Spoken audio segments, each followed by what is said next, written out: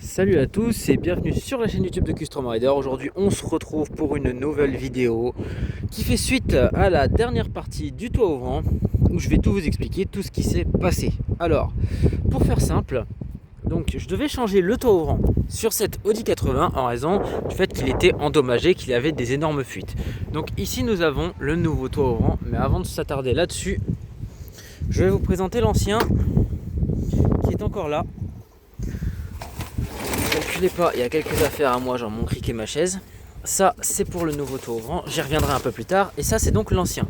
Donc comme vous pouvez le voir, il a du vécu et surtout, on a dû redécouper le toit de la voiture pour pouvoir le remplacer car la personne s'est trompée de taille. Donc pour faire simple, ici vous avez une copie un peu mal faite d'un Britax où effectivement, vous voyez, le joint est mort, le cadre est cassé. Bref, le toit ouvrant était irrécupérable, d'où mon intérêt de le remplacer. Bonjour à tous, du coup vous me voyez là. Et donc j'ai été acheter un toit ouvrant Britax, véritable toit ouvrant Britax, où il y a même le numéro dessus encore, hein, vraiment il y a encore l'anneau 6 pour vous dire, avec le certificat de garantie. C'est quand même pas n'importe quoi. Donc ça je vais le garder parce que il est d'origine. Je sais plus, est-ce qu'il y a la date dessus? Alors on va chercher, normalement il y a une date, il me semble que j'avais vu 1990, quelque chose comme ça. Je sais plus, mais j'avais vu en tout cas la date dessus à un moment donné, à moins que c'était sur le plan, parce que là du coup on a le plan complet. Je vais déplier rapidement avec tous les plans de découpe du nouveau toit ouvrant, si j'y arrive. Pas de bol, il est à l'envers. Voilà, c'est bon, là on l'a. Et donc là effectivement on a conservé par le propriétaire du véhicule l'attestation de garantie, encore une fois, conformément à l'article 1982, donc effectivement ça rigole pas, hein. Donc là on a effectivement le plan de découpe complet avec la notice. C'était très mal expliqué, je trouve. D'ailleurs c'était vraiment pas très pratique pour la découpe du gabarit. Et du coup on a l'année, voilà, 1986. Donc là on a un toit ouvrant que j'ai racheté, qui est donc un Britax, un véritable. Là pour le coup on peut pas se tromper parce que c'est écrit dessus. Je sais pas si on va bien voir la caméra, voilà. Voilà, là on voit bien que c'est un vrai Britax. Et donc ce toit ouvrant a un an de plus que le véhicule. Voilà, seulement un an de plus que le véhicule. Donc pour le coup il était neuf encore dans son emballage d'origine, hein. Comme vous le voyez, il est plutôt bien préservé. Un peu sali parce qu'on a travaillé dessus, mais globalement vous avez compris l'idée. Dans l'ensemble il est vraiment comme neuf. Donc ça je vais le garder parce que c'est très intéressant, on sait jamais, même si je sais pas trop ce que je vais en faire parce que bon, la garantie n'est plus vraiment valable depuis le temps. Et surtout un toit ouvrant qui a été produit il y a 39 ans, qui se monte seulement aujourd'hui. Voilà, pour les 40 ans de cette Audi 80. Parce que oui, cette voiture a du coup 40 ans vu qu'elle est de 1985. Et donc aujourd'hui je vais vous expliquer exactement, en me mettant dans la voiture, parce qu'il y a beaucoup de vent, combien m'a coûté ce toit ouvrant. Donc je vous fais un petit check-up rapide extérieur avant. Vous voyez, un beau toit ouvrant. Et allez, à l'intérieur, on va fermer la vitre. Vous voyez bien, c'est bien écrit Britax dessus. Voilà, et il est beaucoup plus grand que celui d'origine. Il est vraiment immense. Si ça va vraiment bien se voir, mais il est vraiment gigantesque. On a vraiment une sacrée vue. Donc du coup, comment ça s'est passé pour le toit ouvrant? Parce que cette vidéo sert principalement d'explication, parce que dans la vidéo du changement du toit ouvrant, j'ai pas vraiment donné de bonnes explications à ce qui s'est passé, comment on en est arrivé là. Donc dans un premier temps, comme moi je suis pas carrossier, je me suis dit qu'il faudrait peut-être modifier le toit, parce que j'ai pas trouvé de toit ouvrant moi-même en occasion dans un premier temps.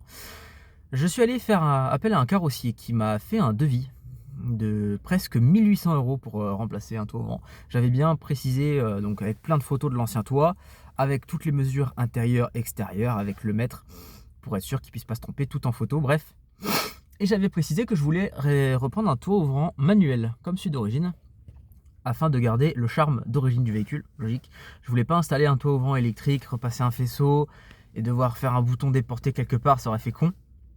Donc j'ai préféré un toit ouvrant manuel. Sauf que ce qui s'est passé, c'est que déjà ils ont commandé un toit ouvrant, ils se sont trompés, ils ont pris un électrique. Et ils m'ont dit, écoutez, si ça peut pas se monter, Mais par contre, on peut toujours l'adapter, mais ça vous coûtera plus cher. Je leur ai dit, MDR, j'ai pas signé pour un toit ouvrant électrique et que ce soit plus cher. Donc en fait, non, vous le renvoyez, vous m'en trouvez un autre. Sauf que derrière, ils me rappellent, ils me disent, monsieur, on n'arrive pas à trouver un toit ouvrant, c'est galère et tout. Est-ce que vous connaissez les cotes de marge d'erreur pour le toit ouvrant? Putain, en mode, mais c'est votre métier et tout.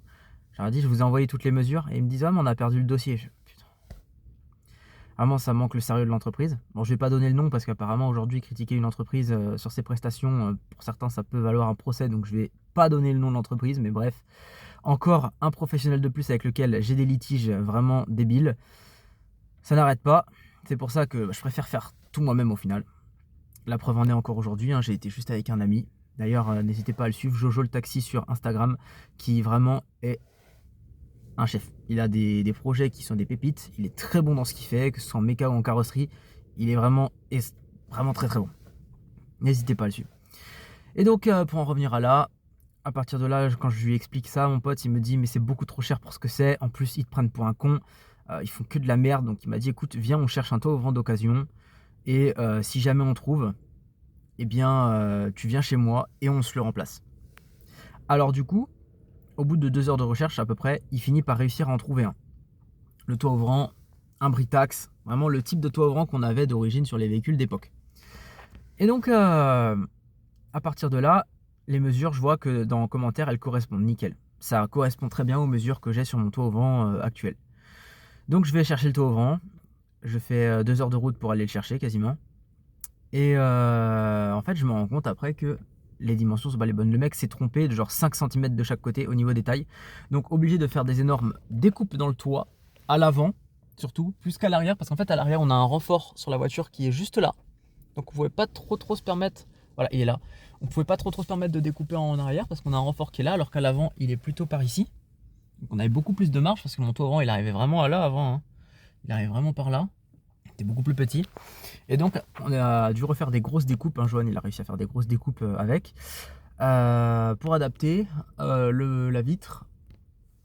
Et puis, il me l'a posé. Donc, bien évidemment, pour ça, je l'ai payé. Parce que, bon, tout travail mérite salaire. Voilà, entre amis, je vais payer une part. Et plus le prix du toit ouvrant.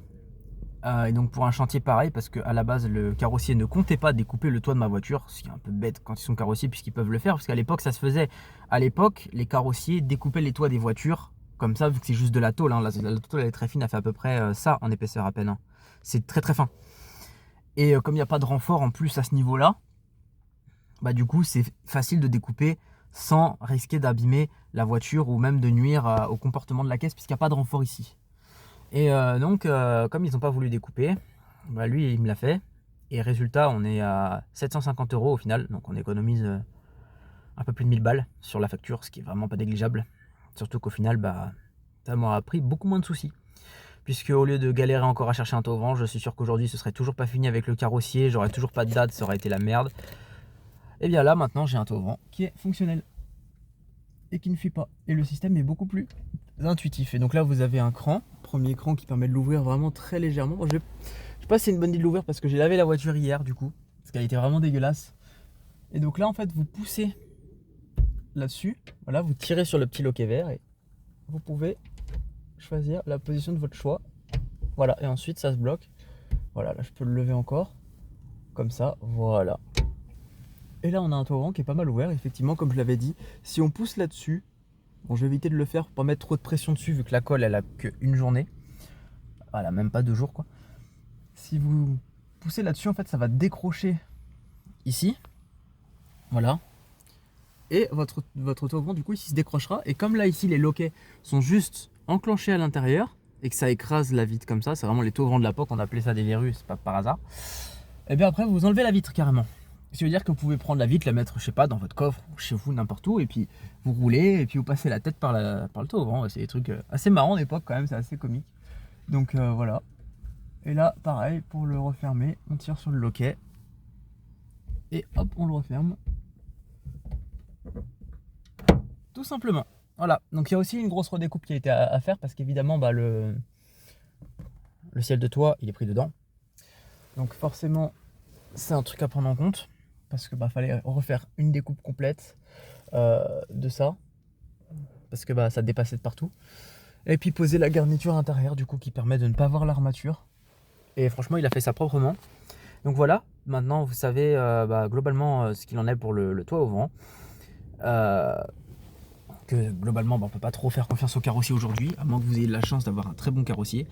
En tout cas ma prochaine étape c'est du coup de teinter les vitres arrière de la voiture, parce que ça fait un moment que je voulais les faire. Et la première personne chez qui j'ai été m'a mis un plan carotte. Il m'a dit rendez-vous vendredi, je sais plus quelle date, à telle heure, c'était pour 10h. J'arrive à 10h, personne. Je me dis bon c'est pas grave, il peut être en retard, j'attends jusqu'à 11h, 11h30, midi, il n'y a personne. Le mec il répond pas au téléphone, boutique fermée. Super quoi. Très difficile de trouver des professionnels qui soient vraiment professionnels de nos jours. Donc voilà.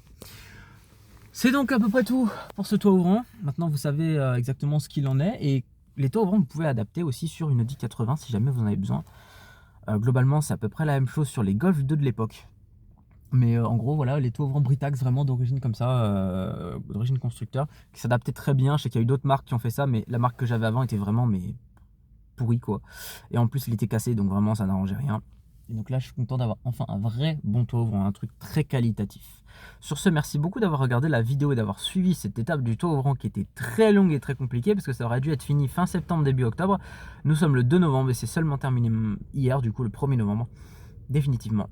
Merci d'avoir regardé la vidéo. Allez, ciao!